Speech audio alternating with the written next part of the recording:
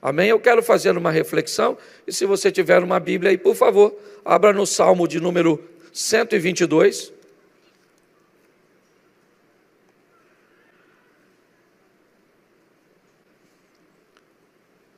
São apenas 9 versículos, e eu quero só fazer uma exposição rápida com vocês. Salmo 122 diz assim: alegrei-me quando me disseram, vamos à casa do Senhor. Os nossos pés estão dentro das tuas portas, ó Jerusalém.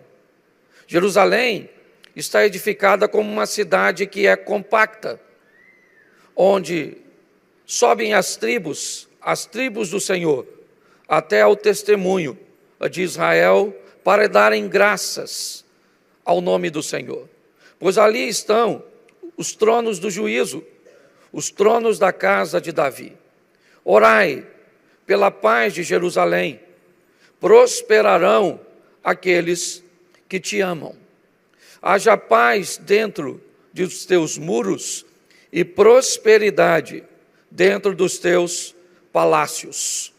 Por causa dos meus irmãos e amigos, direi, paz esteja sobre ti. Por causa da casa do Senhor, nosso Deus, buscarei o teu bem. Feche os seus olhos mais uma vez. Senhor nosso Deus e Pai, te damos graças por tua palavra, por tua bondade, por tua misericórdia e pelo teu cuidado para com todos nós. Continua falando conosco, ó Deus, usa-nos a todos que vamos passar, ó Pai, por esse momento aqui, que sejamos instrumentos usados por Ti, em nome de Jesus. Amém. Glória a Deus. Amém. Eu quero fazer uma reflexão com vocês sobre esse texto. E, primeiro, a postura, a condição emocional, que não apenas nesse texto, mas que em diversos outros momentos, a Bíblia busca nos orientar como devemos nos apresentar a Deus ou nos colocarmos diante dEle. Quando vamos para um momento de oferta, a Bíblia diz que devemos ofertar com alegria. A Bíblia diz que muitas vezes, quando enfrentarmos as adversidades, precisamos entender que há um momento e uma postura emocional para a oração, onde muitas vezes estaremos, e aqui uma oração intercessória, é o que o texto quer nos expor, nos mostrando que vamos estar orando, clamando e com todo um sentimento focado nisso. Mas a Bíblia diz que quando recebermos o retorno dessas orações, nós vamos nos posicionar de forma alegre, de forma festiva, de forma prazerosa. Eu gosto desse texto porque ele começa dizendo, eu me alegrei, e não é uma pergunta, é uma afirmação. Alegrei-me quando me disseram o quê? Vamos à casa do Senhor? Esse não é o tom não termina com um ponto de interrogação, não é uma pergunta, é uma afirmação. Eu gosto dessa exposição porque nós precisamos entender, primeiro, que se vamos ter um encontro com Deus, se vamos estar diante de Deus, quer estejamos no momento de satisfação ou no momento de crise, quer estejamos no momento onde está tudo dando certo ou tudo dando errado, se vamos encontrar com Deus, nós estamos alegres, se tudo está dando certo, louvado seja Deus, porque está tudo bom. E se não está tudo bom, eu vou encontrar com Deus e ainda vou estar alegre, porque vou encontrar com aquele que pode mudar a minha história. Então o que a Bíblia está dizendo é, seja qual for a sua situação hoje, fique alegre, porque você veio se encontrar com quem? Com Deus. E se está tudo bem, você veio para agradecer. E se tudo não está bem, você pode ter certeza que as coisas vão mudar. E esse pranto vai se transformar em alegria, em satisfação, em prazer. Quando olhamos para esse texto, isso é extraordinário. E o verso 2 diz assim, os nossos pés estão dentro das tuas portas, ó Jerusalém. Preste atenção, por que eu vou estar alegre, feliz? Porque os meus pés, as minhas bases, certo? As minhas raízes, a minha estrutura está dentro de Jerusalém. É muito importante você, quando ler a Bíblia, entender o que é mensagem para judeu e o que é mensagem para a igreja. Muitas pessoas se atrapalham com isso. Às vezes veem comportamentos culturais, estruturas que são direcionadas para o judaísmo e acaba colocando isso para a igreja. É muito fácil encontrarmos pessoas que têm dificuldade em entender isso. Preste atenção, se nós fôssemos levar isso a nível literal, primeiro, nós não poderíamos estar agora na casa do Senhor. Primeiro, porque ela não existe mais. O local que o templo fora construído, certo? É hoje uma mesquita. Então nós já teríamos problema de dizer, alegrei-me quando me disseram, vamos à casa do Senhor, porque se nós olharmos isso de forma literal, isso seria impossível. Dizer que os nossos pés estão dentro de Jerusalém, ou dos muros de Jerusalém, também seria outro problema, porque nós estamos em Xerém. Já deu para notar? Certo? Ou seja, nós precisamos ter uma visão um pouco mais ampla. O que o texto quer dizer, na verdade, é os meus pés, as minhas bases, os meus valores. Aliás, quem está indo para Jerusalém para festejar, são 7 festinhas. Para quem acha que crente não tem que ser alegre, judeus têm 7 por ano. Só para tu entender como é que é a vibe do povo de Deus a nível de festividade, de alegria. Não é à toa que crente gosta de festinha. Louvado seja o Eterno. Mas preste atenção, meus valores, meus fundamentos, minhas bases, independente de onde eu esteja, olha bem, elas estão nos princípios, nos valores, naquilo que Deus estabeleceu, no povo que Deus escolheu. Quando o texto está dizendo, os meus pés estão dentro das tuas portas, não interessa se eu estou na universidade, se eu estou no trabalho, se eu estou na minha casa, se eu estou num cinema, num shopping, as minhas raízes, os meus valores, as minhas atitudes e as minhas ações são pautadas, se isso é importante, certo? Onde Deus, ou nos valores de Deus. Posso ouvir um amém? Isso. O verso 3 diz que Jerusalém é uma cidade edificada de forma compacta, de forma bem estabelecida, de maneira forte. Bom, se nós não estamos falando de Jerusalém, certo? Lá no Oriente Médio, nós estamos falando da igreja. E quando falamos que a igreja, que na verdade somos nós, porque a Bíblia diz que Deus não habita em templo feito por mãos humanas. Então, ainda que em determinado momento não estaria de forma nenhuma equivocada, eu dizer, alegrei-me quando me transformei na casa do Senhor. Porque hoje a casa do Senhor somos nós. Amém? O texto no verso 3 diz que é uma cidade forte. Uma cidade que por anos a fio, ainda que o texto não viu tudo isso, o escritor, todas as destruições, todas as ocupações, todas as crises, todas as vezes que derrubaram seus muros, todas as vezes que queimaram o templo, todas as vezes que jogaram tudo por terra. Mas o que nós aprendemos no verso 3 é que ela é uma cidade que não se destrói. Ela é uma cidade que vê aqueles que a destruíram lá na frente serem exterminados, sejam eles assírios, babilônicos, sejam gregos, sejam romanos, certo? Sejam quem for. A estrutura mostra algo muito particular a respeito daquele que vai viver com Deus. Nós precisamos entender que somos alegres, por quê? Porque nossos fundamentos estão em Deus, e se nossos fundamentos estão em Deus, nós somos indestrutíveis. É importante entendermos isso.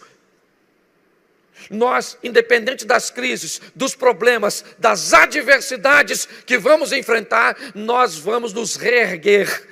Nós vamos ter resiliência. Sabe aquela capacidade que a almofada da sua casa tem depois que você se levantou de cima dela? Dá uma olhadinha na sua almofada se ela estiver legal.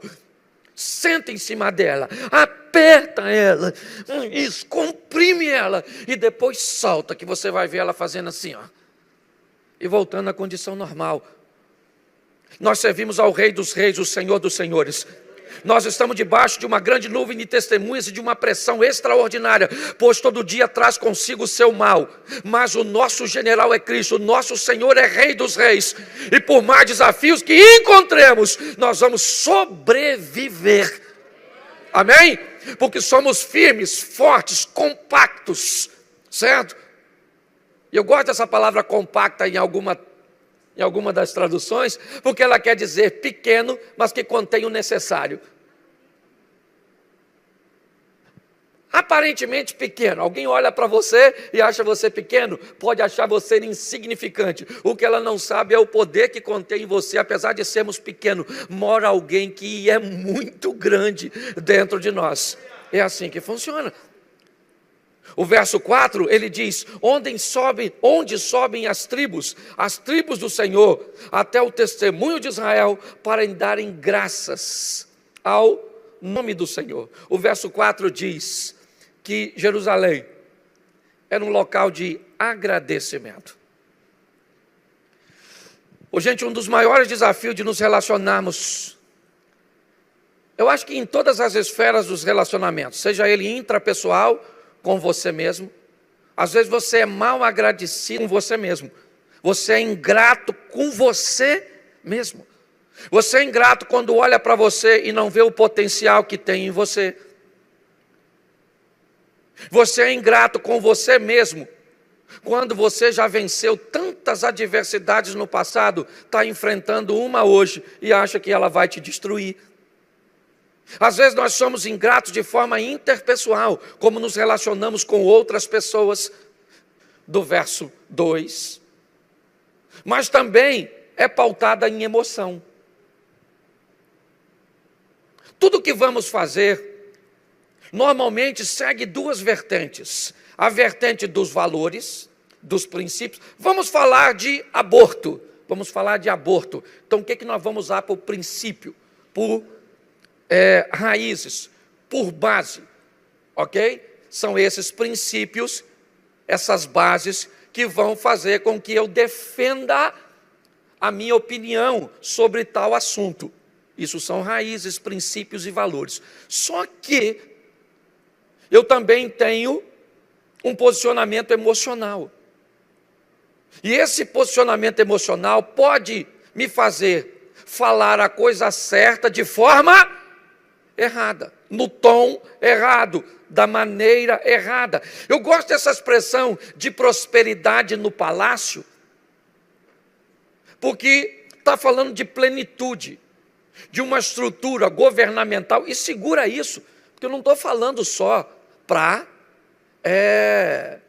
aqui, liderança, aqui não, e não estou falando de política não.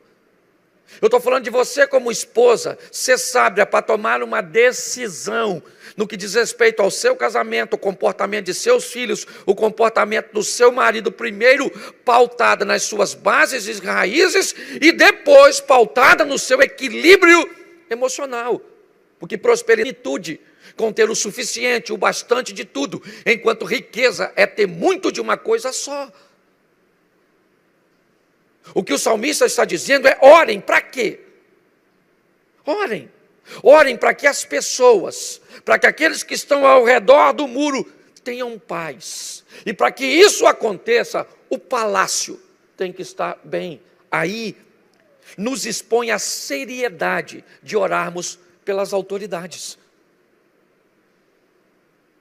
A responsabilidade que temos. Se você acha que prefeito é ladrão, que governador é ladrão, que se você acha que ministro é ladrão, você pode achar o que você quiser e você tem todo o direito pelos exemplos e pelas respostas que nós recebemos. Só que o texto diz que para entre os muros, ou para que entre os muros tenha paz, lá em cima tem que ter prosperidade. Isso é importante. Entendemos a nossa responsabilidade de entregarmos a nossa nação, os nossos governantes. E eu sei que é difícil. Que às vezes dá vontade de você dobrar o joelho e falar: Senhor, eu estou orando porque o Senhor está mandando. Mas a minha oração é para acabar com tudo. Eu recebi uma mensagem ontem que fiquei muito triste. Muito triste. O pessoal manda muita brincadeirinha para mim, certo? E esse texto não é meu, tá bom? Eu só li, só estou reproduzindo. Abre aspas. O garotinho fala para a mãe, né? Mãe, hoje teve um ladrão aqui em casa. A mãe falou: menino, sério? Ele roubou alguma coisa? Falou assim: não, só veio pedir seu voto.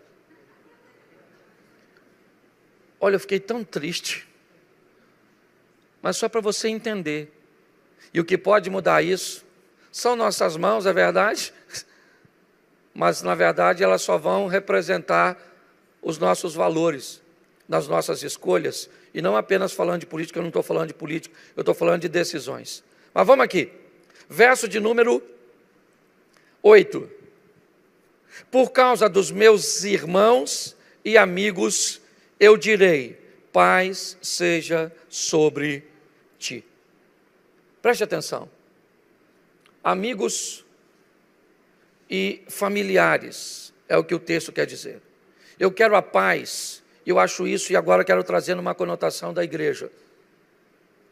Eu vejo pessoas tão feridas em seus relacionamentos interpessoais, tão magoadas, muitas vezes porque nutriram expectativas não correspondidas de líderes religiosos.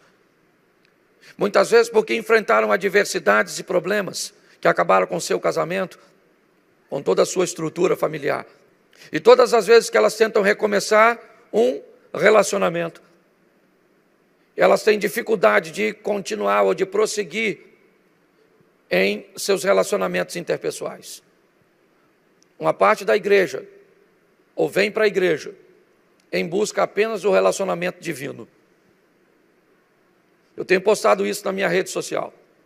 E tenho mostrado o seguinte: a Bíblia diz: amai a Deus sobre todas as, e amai o seu próximo como a, amai a Deus sobre todas as, e o seu próximo como, ou seja, eu amo a Deus em primeiro lugar, sim ou não? Mas amo depois quem? Apesar do texto falar o próximo primeiro, o próximo não é o primeiro depois de Deus. Porque preste atenção como é que o texto termina. Ame o próximo como? Então, se você não se ama, você vai ter problema para amar o próximo, sim ou não? Esse texto está no Velho Testamento, ok? Sim? Vamos dar uma olhadinha nisso mais à frente, só para você entender o que é relacionamento. Já estou terminando. Para você entender? A Bíblia diz que eu tenho que amar a Deus sobre todas as coisas. É isso? Depois eu me amo e depois eu amo o próximo. Vamos lá. Não posso isolar o texto? Lá no Novo Testamento diz: como eu vou amar a Deus que eu não vejo, se eu não sou capaz de amar o meu próximo que eu vejo? E agora o negócio parece que inverteu. Porque a Bíblia está dizendo que eu não vou conseguir amar a Deus se eu não amar o próximo. Primeiro eu amo o, para depois eu aprender a amar a. Deixa eu te explicar por que é isso. Porque essa construção de amor, ela vem na infância. E se você lembrar, se uma criança, né, ela morre, ela vai para o inferno? Pare e pense nisso. Numa idade onde não há consciência? Sim ou não? Sim ou não? Então preste atenção, o primeiro amor que essa criança descobre é o amor do próximo que ela recebe. Você já viu um cego sorrindo, um cego de nascença? Você sabe por que um cego não sorri? E quando tenta sorrir, seu sorriso é sempre quebrado? Porque o cego nunca viu ninguém sorrindo. É por isso. Então, para encerrar aqui essa questão de amor, entenda: amo primeiro a Deus, depois a mim e depois o próximo. Aí o texto vem e diz: se eu não amo o próximo que vejo, eu tenho dificuldade de amar a Deus que não vejo. Isso aqui é piorar um pouquinho, para entender, ou melhorar? Quando nós olhamos para o Novo Testamento, Jesus fez algumas considerações, e apenas para cumprir, e não para destruir a lei. Foi isso que ele disse. Mas ele deu algumas colocações muito interessantes. No Velho Testamento diz, não matarás. Mas no Novo diz, se você se irá contra seu irmão, você já o matou. No Velho Testamento diz, não cobiçarás a mulher do próximo. Mas ele diz, se você, ou não adulterarás, perdão, no Velho Testamento. Mas no Novo diz, se você olhar e cobiçar, você já adulterou.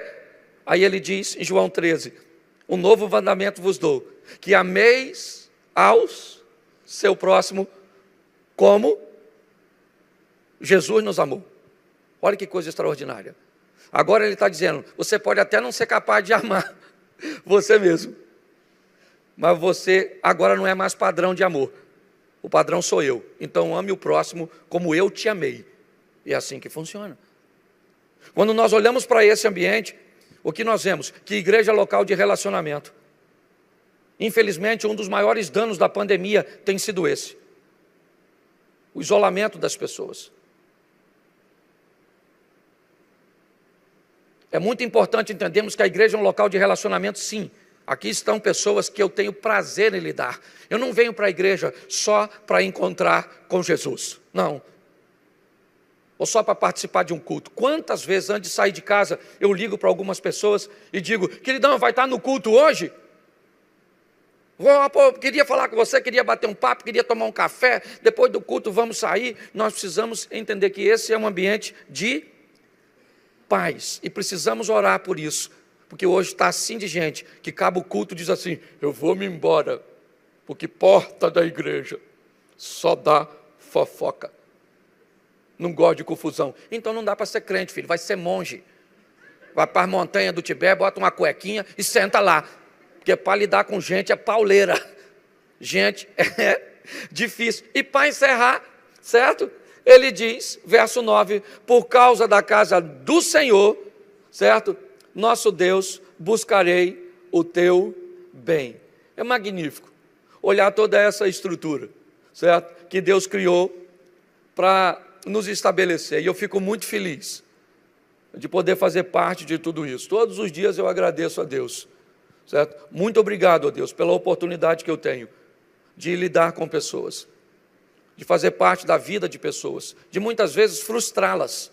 Sim, quantas pessoas já saíram daqui frustradas comigo, porque esperavam de mim uma perfeição que eu não tenho, porque esperava de mim decisões que eu não fui capaz de tomar.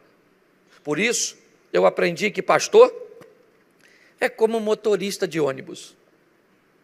Nosso papel é apenas dirigir, e tem ponto que a gente para, que tem gente que sobe. Tem ponto que a gente para, que tem gente que desce. E que eu tenho que continuar dirigindo.